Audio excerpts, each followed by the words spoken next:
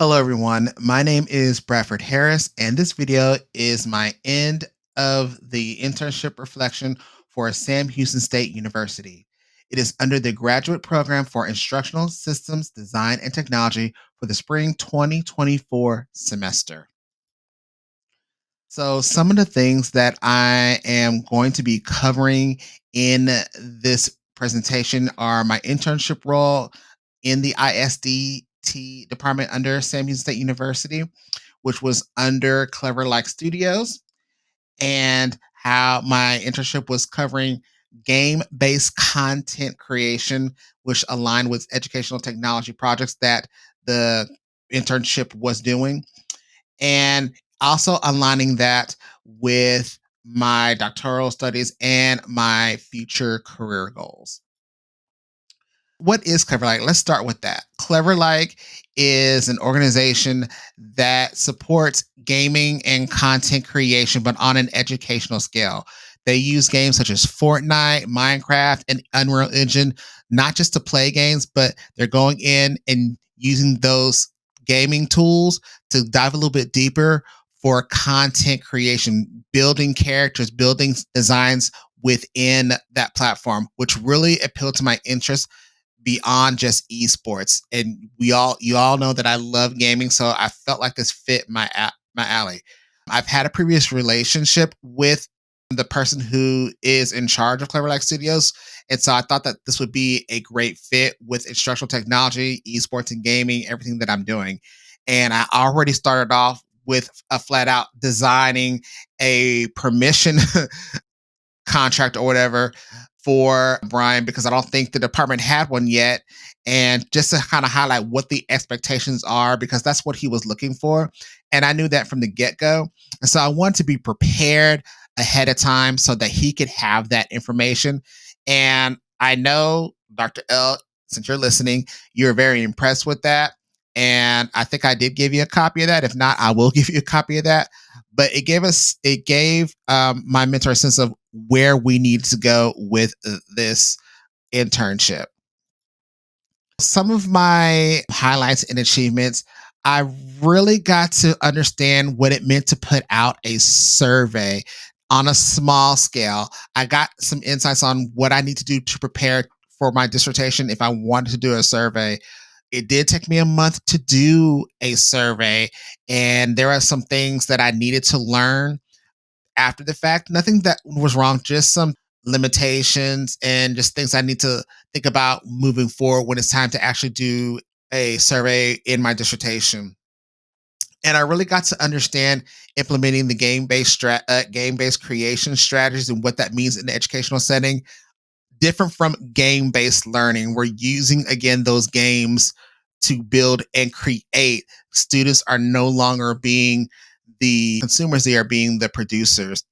And what I got out of this was I really got to develop my own framework. Nobody has ever seen this framework. In fact, they're going to see it for the first time in the fall. I've never developed my own framework before. It's very challenging. I had fun doing it and even creating my own pathway. I developed it under ISD standards, some standards that I created just to align it with some educational context and some pathways, which I was really excited about. I really grew in my project management and planning, and I got to go back and use the SPSS tools that we're using in our other classes, which I thought I would never use again to look at data. But using that form, it really helped me analyze data, along with me also using some AI tools that was really helpful. What you're looking at here are is the questionnaire that I actually sent out. I sent it out on social media, not the actual form itself. I had people to DM me to get this form, and then I used the SPSS to get the data that I needed. Now, what I learned is I need to formulate my questions a little better, but also I need more numbers. I had a small number, and so I need to figure out how I'm going to reach out to a wider audience because that was some of my limitations. I started out just what I knew, my networking, my PLN, my social media. And, I got the data that I wanted to in the very beginning.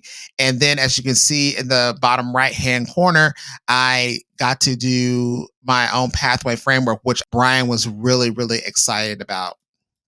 Some of the challenges, I'm definitely going to be talking about that at the end, but doing this in the remote space, I love being remote, but that still is very challenging on top of other things that I was dealing with.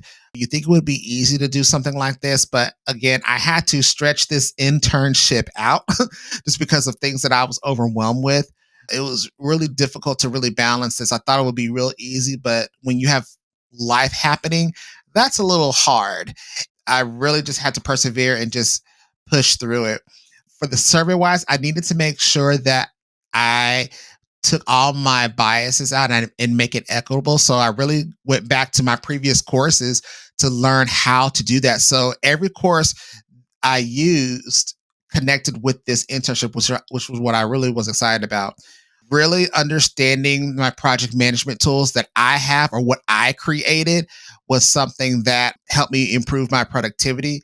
Really documenting what I'm doing by videos. As you can see, I'm doing this final video presentation for you, but really going through and just being honest in the flip videos was something that I really enjoyed sharing with you and really just documenting what I'm doing. Lessons learned for me, just balancing content, looking at what the students and the educators need beyond just playing the games was something that was really important.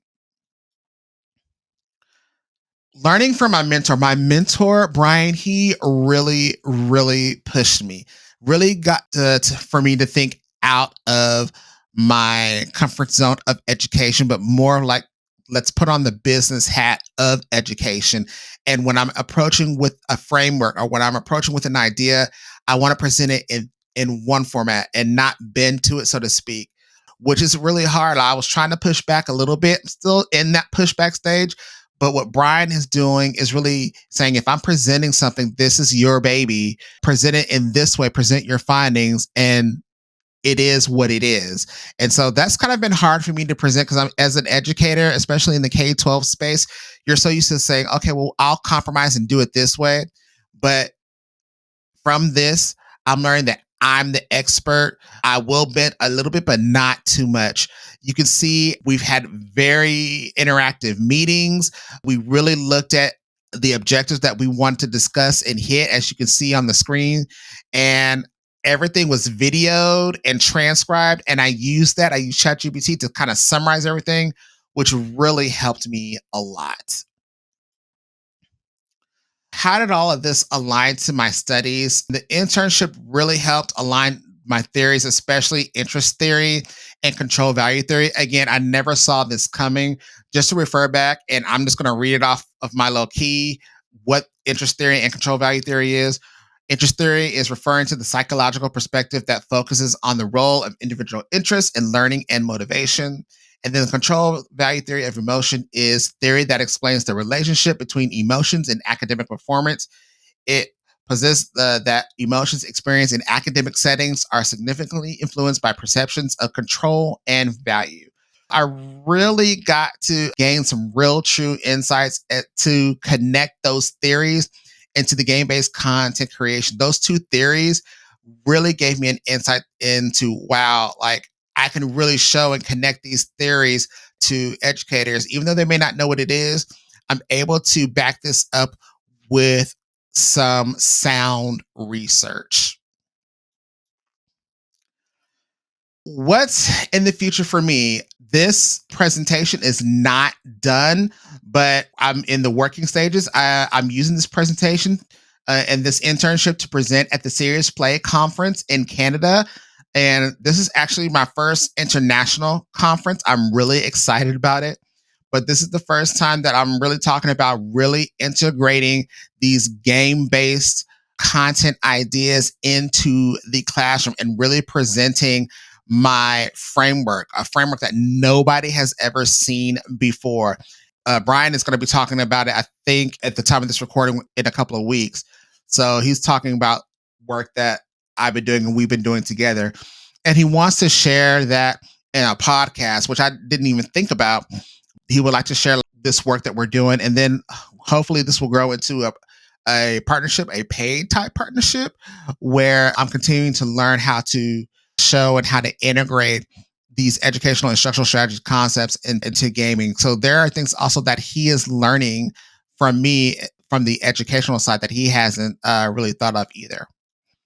It's been a really valuable experience. Again, I got to really learn the business side of this, and I really understood the design process of not just putting together a presentation, but really designing things in a different way, designing a framework, designing pathways, designing a presentation, getting an idea of how an audience might think, who am I targeting? How am I going to present this in the very beginning to get people interested? I only have 45 minutes to present an idea and get people thinking about it, not really winning everybody over, but just giving an idea of here's how to look at gaming in a different way.